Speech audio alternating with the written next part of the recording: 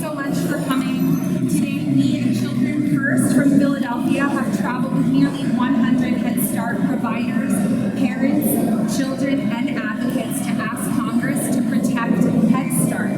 This weekend signifies the 60th anniversary of this program, and we want to ensure that it continues to be funded beyond this milestone. As Congress continues budget discussions as part of the fiscal year 2026 appropriations process, we're here today to highlight the vital importance of Head Start to families and children across the Commonwealth of Pennsylvania and across the country. With over 35,000 children in Head Start and Early Head Start across Pennsylvania this school year, and nearly 800,000, more than 750,000 children across the United States, children and families in our communities rely on this program for high-quality early learning experiences and childcare. Head Start is a lifeline for working parents and caregivers and a game changer for children from low-income households. In addition to providing high-quality early learning experiences, Head Start also provides wide-ranging services to meet families' needs, like health and development screenings, nutritious meals, parenting support, and job training and career readiness workshops for parents.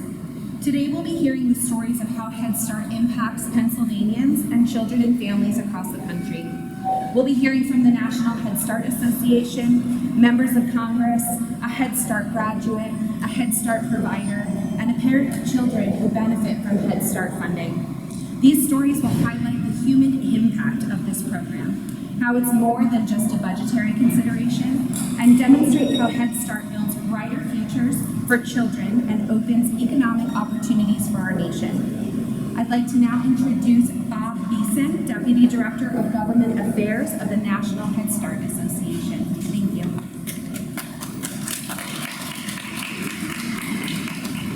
Thank you, Zaina. I'm Bob Bissen, Senior Director of Government Affairs for the National Head Start Association, and I am so honored to stand here alongside so many educators, advocates, and supporters of Head Start from Pennsylvania. I'm especially pleased that Congresswoman Dean and Congresswoman Evans could be with us today. Honestly, I'm surprised that they're letting me speak before them. But thank you very much for this opportunity. As Zaina said, it's an extremely timely for you to be here today. Sunday marks the 60th anniversary of Head Start. 6 decades of changing lives.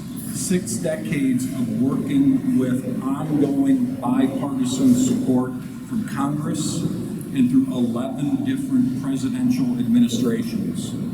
During that time, more than 40 million children have walked through our doors. And they haven't just left better prepared for kindergarten, they've left with stronger families, healthier lives, and brighter futures. Right now, Congress is in deep discussion over the fiscal year 26 budget. And let me be very clear, Head Start cannot afford cuts. Our children and families cannot afford cuts. The communities where Head Start operates cannot afford cuts. This isn't just about early learning. It's about access to critical health care, nutritious food and meals, and empowering parents and caregivers, setting up children for lifetime success. Head Start is the gold standard for early childhood care, and it's a program that we must protect. Your presence here today sends a strong message that we will not be silent while children's futures hang in the balance. We're here not just to celebrate Head Start's past, but to fight for its future. Our message to Congress is a simple one. Protect Head Start. Invest in Head Start. Invest in our future, and work with us to improve our ability to serve our communities and the children that we are entrusted to each and every day. We know that this early investment pays significant dividends. including children's long-term financial stability and improved health over their lifetimes. As we gather here today, I encourage everyone listening to remember this. Head Start is not a line item.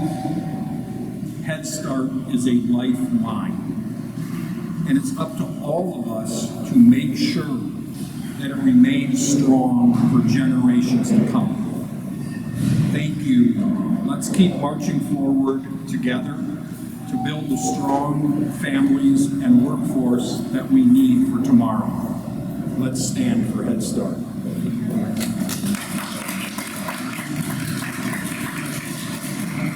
Thank you so much, Bob. And now I'd like to introduce my Miksic, Deputy Director of Policy at Children First and a Head Start graduate. Good morning. As Zaina said, my name is Miksic. I'm the Deputy Director for Policy at Children First. Every day, Children First fights for the well-being and futures of children in the Commonwealth. I have spent the last 10 years of my career fighting for early childhood education, and I have never been more afraid for the future of Head Start. This is not just because I am familiar with the academic research showing the impacts of early childhood education on children. It is because I have lived it. I came to this country when I was 3 years old from Southeast Asia. My earliest memories are of Head Start. I did not speak a word of English. They assigned a translator to me, and I was very scared at that time. But eventually I learned that Head Start was a safe place for me. I had a sense of warmth, belonging, and security. The nurturing environment also introduced me to the alphabet, to songs, animals, and I developed a love of learning. That love of learning would propel me 15 years later to go to college, attending a 4-year college and getting a degree from a Big Ten school, and eventually getting a graduate degree from an Ivy League school. I now count myself lucky and privileged because I received the foundation for learning and have now a really impactful and meaningful career. Head Start did not just affect me, it also allowed my parents to work, save money, and eventually buy their own home. Head Start helps families achieve the American dream, fulfilling a promise that if you work hard in this country, you can get ahead. I know my story is not unique. Head Start, since its inception, has helped hundreds of thousands of children and their families. There's not one single Head Start graduate whom I have met who has not been positively affected by Head Start. On this 60th anniversary of Head Start, I want us to consider what the future of our country would look like if we do not protect Head Start. In Pennsylvania, a future without Head Start would entail low-income children competing with children from higher income brackets for existing child care subsidy slots. States simply do not have the funding to backfill federal funds needed to preserve Head Start programs. Parents may need to miss work, and child care will be impossible.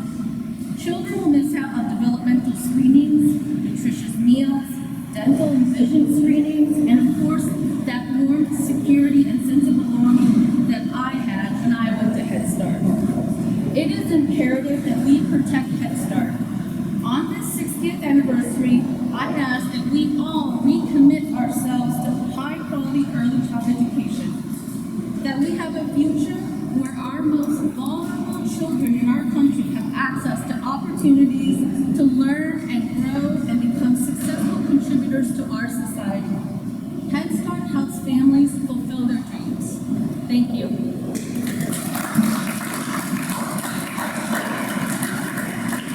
Thank you so much, Mai. And now I'd like to introduce Damaris Alvarado-Rodriguez, Executive Director of the Children's Playhouse Learning Centers in Philadelphia.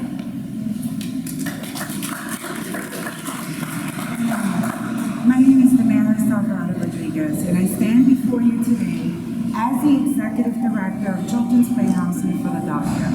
For the past 23 years, our centers have been the cornerstone of our community, providing vital services to over 470 students, including 120 children and their families who rely on the critical support offered by Head Start funding. In addition, 62 passionate employees and teachers invest their lives in effectively supporting our programs.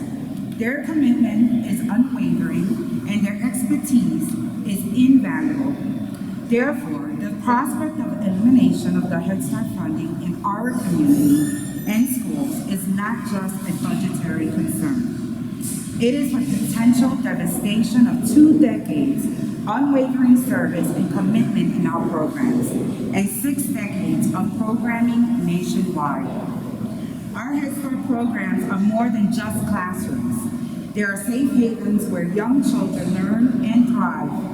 We nurture their social and emotional development and their cognitive skills, laying the foundation for navigating the K-12 system and beyond. Our students have successfully transitioned to kindergarten, and we have celebrated their milestones, like graduating from high school and college. I've seen former Head Start students blossom into entrepreneurs, running their own businesses and contributing to our community's economic vitality. We are not just teaching children, we are cultivating future leaders who will make a powerful impact on our society, all because they were provided with essential skill sets from the earliest stages. Our Head Start programs also provide a comprehensive network of support for families we serve.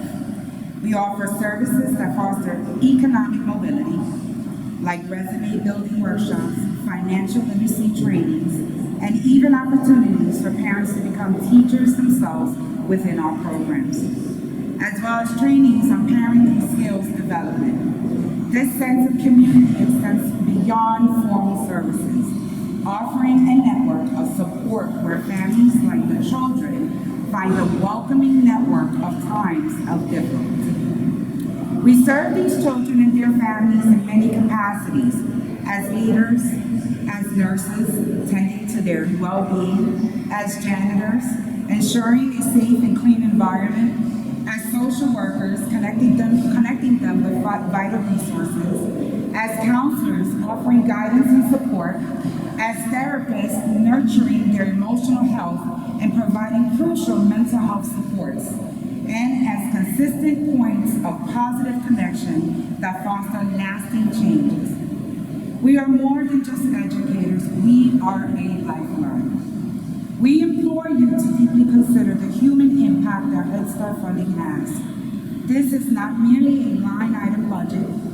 It affects young, vulnerable children embarking on their educational journey, families working tirelessly towards a brighter future, and devoted professionals who invest their very being in this essential work. We extend sincere invitation to each and every legislator. Step inside our classrooms, look into the faces of the future entrusted to our care, and witness firsthand the profound and indispensable importance of Head Start. Losing Head Start funding would not just close classrooms, it would dismantle a vital support system, disrupt the trajectory of young lives, and undermine the foundations of our community's future. It would silence the laughter in our playrooms, dim the potential within our students, and leave vulnerable families without crucial support they rely on. We implore you to recognize an invaluable investment that Head Start represents, an investment in our children, our families, and the very fabric of our community. Let us not unravel 60 years of dedication and progress. Let us continue to empower the youngest learners and build a brighter future together. Thank you. I would like to introduce Dwight.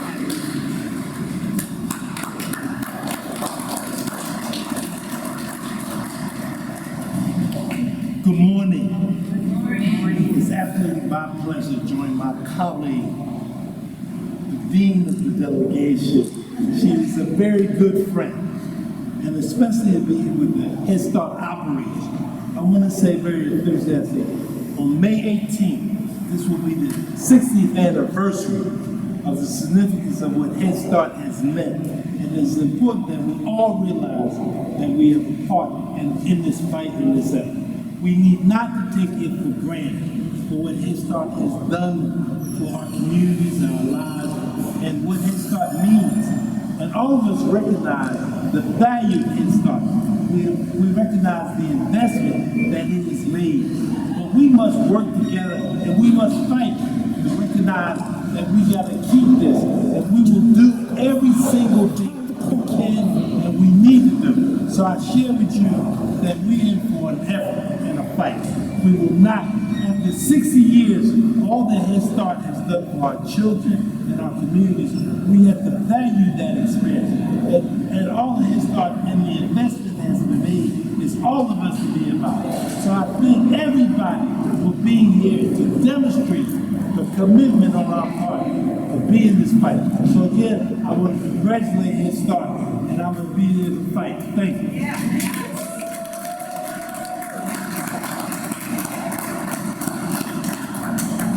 Thank you so much, Congressman Evans. And now I'd like to introduce April N. Jackson Washington of Philadelphia. She's a Head Start graduate, a parent of a Head Start graduate, a parent of a child currently enrolled in Head Start. I stand here today and I'm honored to have a very important moment to speak. I think it's so important for us to understand that while there's a lot of data and there's a lot of statistics, Head Start opened the door of opportunity and viability for me. We are standing here today, and I don't think it's an accident that we're here in Capitol Hill.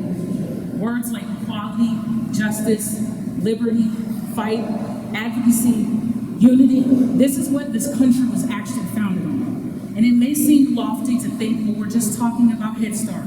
We're just talking about early childhood education. But please hear me as a parent, hear me as a Head Start alum, that to cut the funding for Head Start, to cut funding from the critical infrastructure of what builds this country, to take dollars away from investing in children, is to actually dim the beacon of what we are standing in the very buildings of Washington, D.C. for. It's not just saying we need to save money. It's actually to say that you are voting in favor of cutting the future away from the American workforce.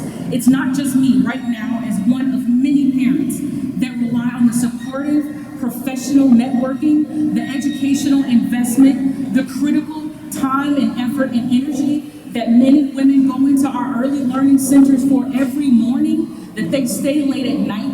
It's not just about, quote unquote, saving money. What you're doing is you're robbing a future America. You're telling young children and working families that we only want your vote, but we don't want your voice. And so I'm standing here today on behalf of every woman and every man that gets up every morning, that has to trust the professionalism, the care, the empathy, the reliability, the safety, the nurturing, the development, and the investment that men and women, child care educators, system administrators, often to their own detriment, are investing in my children and other parents like myself. I strongly urge all of us today to know that in 15 years, we're going to have to look at the future of this country and ask ourselves, what side of history were we standing on? Did we vote in favor of saving 60 years for 60 years' sake? Or were we willing to stand up and push back against anyone and any administration that has the audacity and unmitigated gall to lie to us, the American voting working people, and say that you value an America that believes in equality and liberty and justice for all, and then you cut the very infrastructure that makes that possible. For first-time language, English language learners, for children with disabilities, for parents that are working but are still under-resourced, people that can't control what zip code they may live in. They can't control what country they were born into. But we have this country.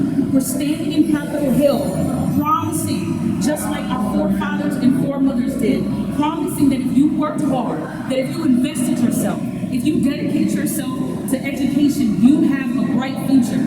To put Head Start and all of the accompanying services and support infrastructure, to put that in jeopardy is to call that a mockery. And I'm sorry, I will not look my children in the eye and lie to them and tell them that they can be anything that they want to be if they just work hard and apply themselves in education and then very educational system that has made this country who it is and will continue to make the country what it needs to be in the future. We're not just cutting meals, we're not just cutting supportive programs for parents. You're telling future educators, future surgeons, future engineers, future dentists, future doctors, future civil rights activists, future advocates, future mathematicians, future surgeons, you're telling children now that you don't value who and what they can become, all because they happen to be born in an under-resourced or low-resource community. I, for one, like many parents like myself, will not stand by and lie to my children. I'm going to do everything I can. That means encouraging people to lean in or even voting out those that don't support early childhood education, that support cuts to education, that don't put dignity and honor and respect on the men and women that dedicate their lives, dedicate their resources to helping my children really become everything that they want and can be in this country. I am going to continue to fight to uphold the beacon of what this building and what this district, what this country says it stands for. If you say you vote in favor, then please continue, advocate, vote, write letters, social media campaigns, do whatever you can do. And if you're with us, like some of our legislative persons standing behind us, then continue to give your voice. Don't go out quietly, don't go out silent. I, for one, know I'm not going to do that. And my closing words are this: we have a choice. And with any light, you can turn it on, you can dim it, or you can turn it off. And my challenge as a parent of Head Start and as an alum of Head Start, I'm encouraging and challenging all of us today to burn the beacon brighter. Burn the beacon brighter for development. Burn the beacon brighter for opportunity. Burn the beacon brighter for a bright future for our children. And most importantly, burn the beacon brighter for the little lives that depend on us, that cannot vote, cannot advocate for themselves. They may be learning their ABCs today, but they are your future building block tomorrow. They're your future workforce tomorrow. They are your future care providers tomorrow. You're going to need, I'm going to need the future of today, and I'm going to give everything I can to fight for a better tomorrow, and that includes fighting for another 60 years of Head Start. Thank you.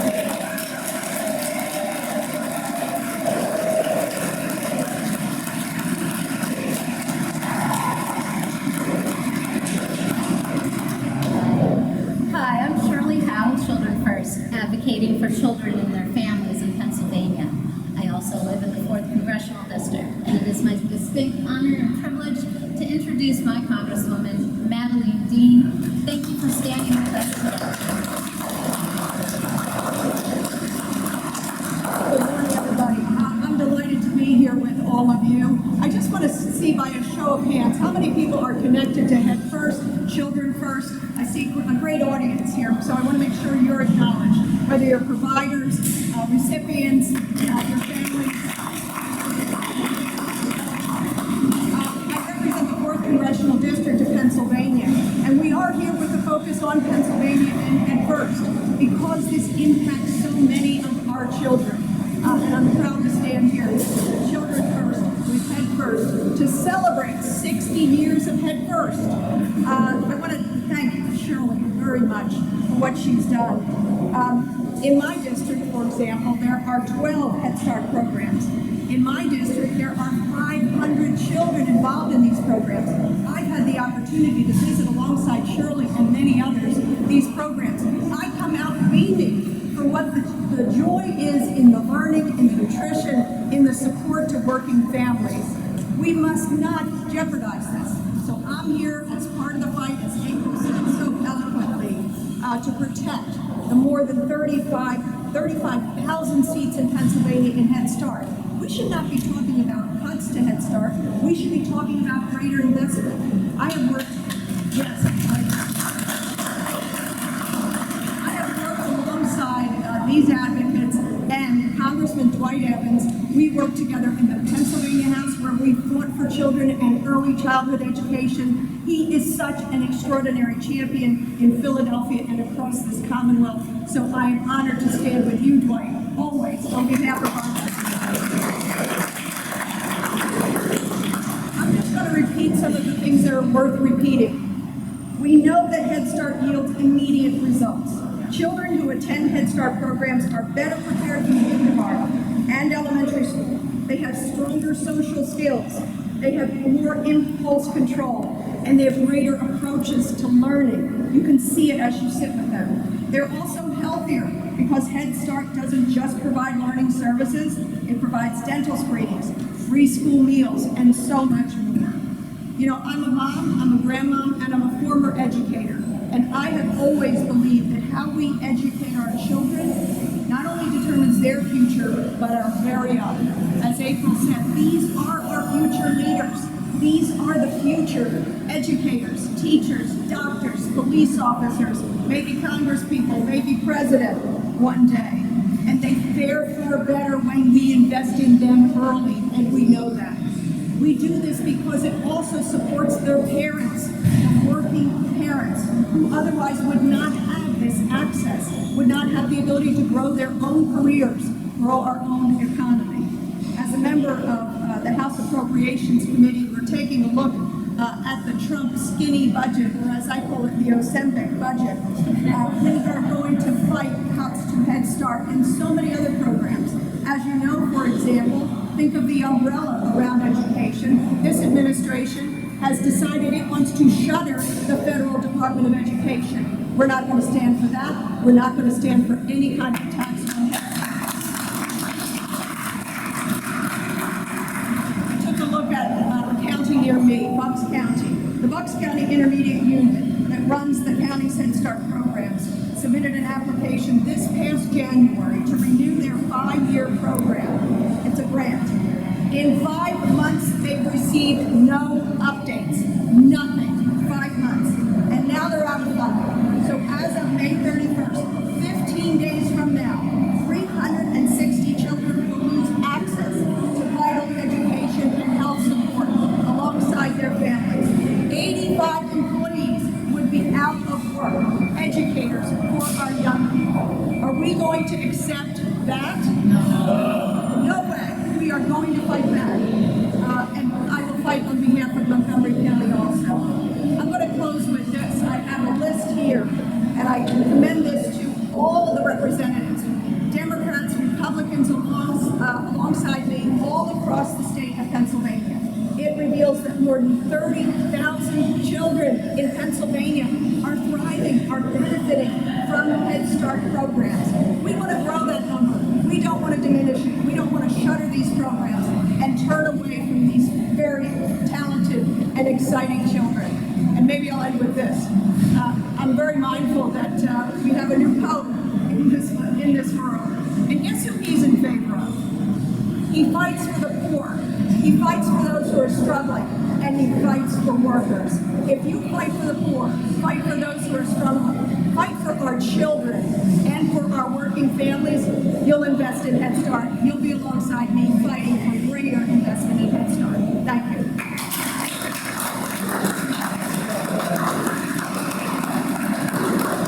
Thank you so much to Congresswoman Dean. Thank you so much to Congressman Evans.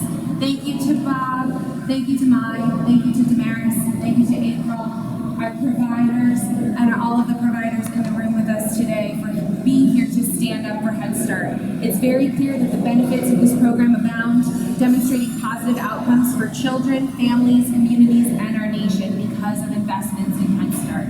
So happy 60th birthday, Head Start, and we can't wait to celebrate your